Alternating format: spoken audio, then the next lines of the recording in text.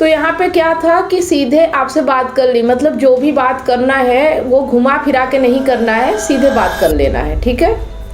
तो जटिल क्यों होता है संसारी आदमी, मतलब संसारी आदमी जटिल क्यों होता है, विषयासक्त आदमी जटिल क्यों होता है। सांसारिक मनुष्य जटिल इसलिए है क्योंकि चाहिए तो उसे शांति, पर वो शांति को सीधे नहीं ले रहा है, वह संसार के माध्यम से पाना चाहता है।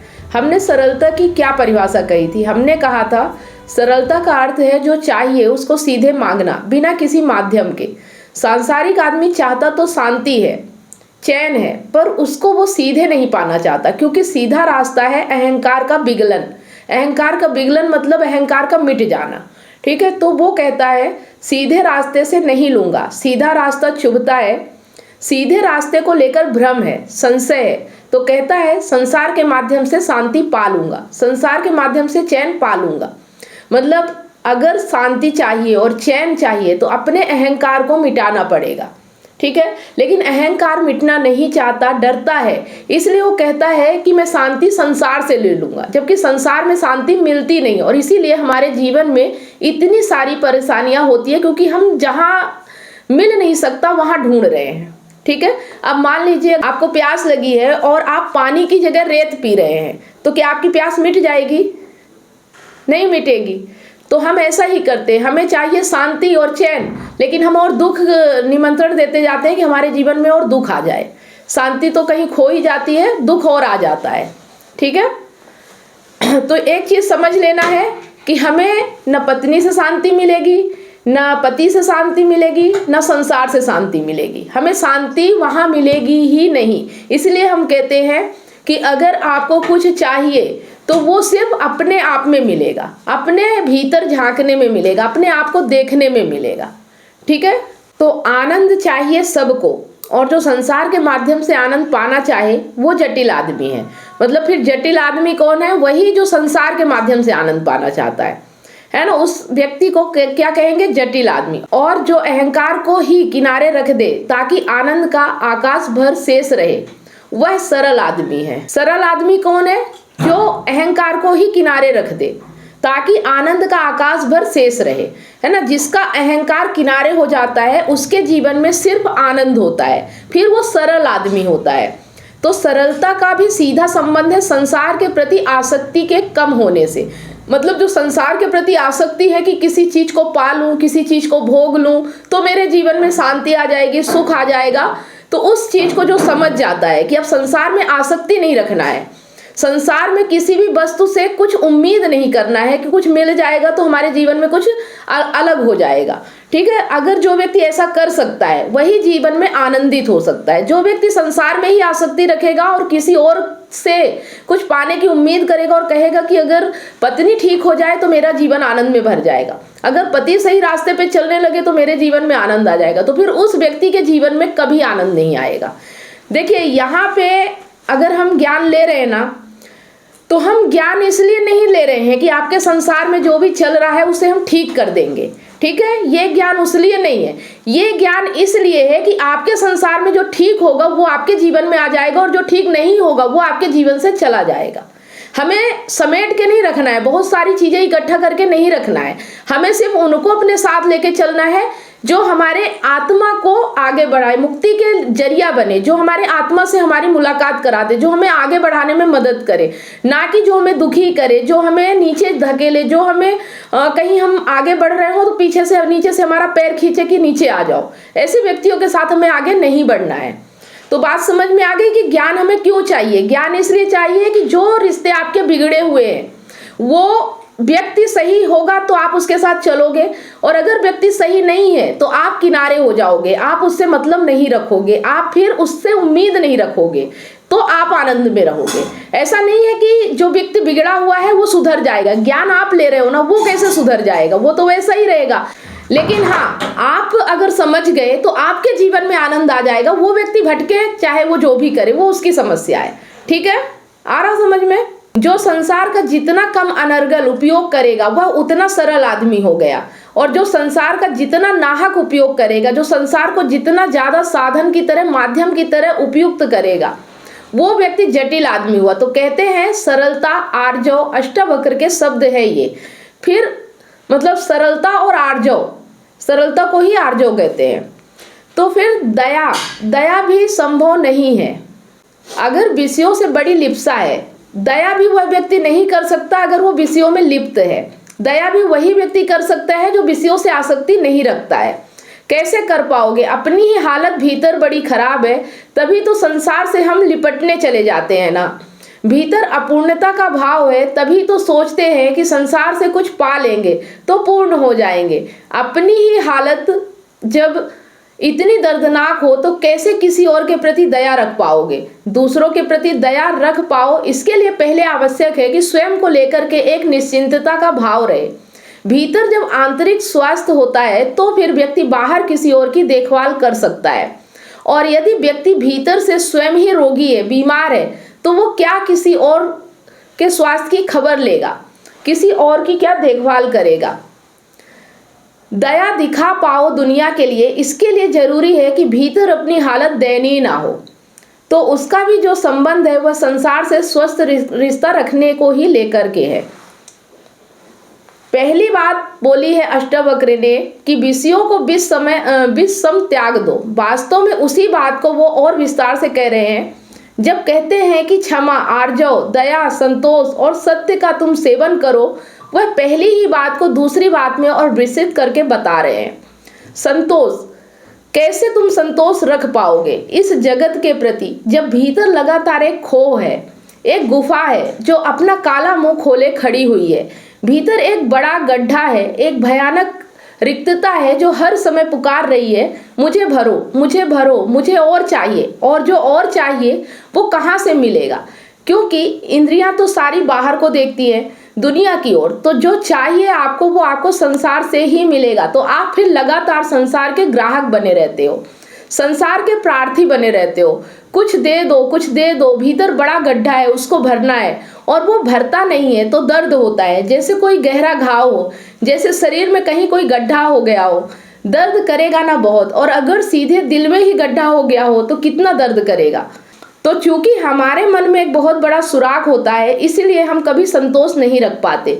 आप ज्यादातर लोगों को पाते हो कि उनमें संतोष जैसा कुछ नहीं। उन्हें कितना भी मिल जाए, उन्हें अभी और चाहिए, और रटन लगी रहती है। वो इसलिए लगी रहती है क्योंकि अहंकार बड़ा प्रबल है। और अहंकार का मतलब ही होता है बेचैनी, दर्द, अपूर्णता। अपूर्णता कुछ कमी है और चाहिए। तो संतोष भी आप तभी दिखा पाओगे जब संसार को लेकर के भीतर एक आशा नहीं बनी रहेगी कि दुनिया से कुछ मिल जाएगा और उससे हमारी बेचैनी और चिंता और दारुण दुख है वो मिटेगा। तो इस चीज को आप समझो कि अगर आपके भीतर अहंकार है तो आप दर्द, अपूर्णता और कुछ कमी इसी अवस्था में रहोगे, वो कभी पूरा नहीं होगा। आप खुद सोच के देखो कि आपके जीवन में कभी ऐसा लगा है कि कुछ भर गया है, कुछ मिल गया है? हमेशा अपूर्णता बनी ही रहती है। ऐसा होता है ना कि कुछ चाहिए, ये सही हो जाए तो ठीक हो जाएगा, वो सही हो जाए तो ठीक हो जाएगा, फिर कुछ सही होता है तो ऐसा हो जाए तो ठीक हो जाएगा, लेकिन ठीक होता नहीं है। तो इसी तरह फिर सत्य का सेवन करो और संसार क्या है? असत्य। सत्य का सेवन करो और संसार क्या है? असत्य। तो फिर संसार से आसक्ति नहीं रखनी है। सत्य की परिभाषा क्या है? जो टिके जरा, जो धोखा ना दे, जो पल बीतते ही अपना रंग ना बदल दे। जैसे ही व्यक्ति सत्य का आग्रही हो जाता है वैसे ही संसार से पीछे हटने लगता है, क्योंकि संसार में कुछ है ही नहीं जो टिकता है। एक बार आपने कह दिया मुझे तो वह चाहिए चीज जो टिके, मुझे वह चीजें चाहिए जिस पर जरा भरोसा करे, जिस पर अपनी आस्था को टिका सके थोड़ा। तो फिर दुनिया से आप कदम पीछे खींचने लगते हो, क्योंकि दुनिया में ऐसा कुछ नहीं है जो टिकेगा।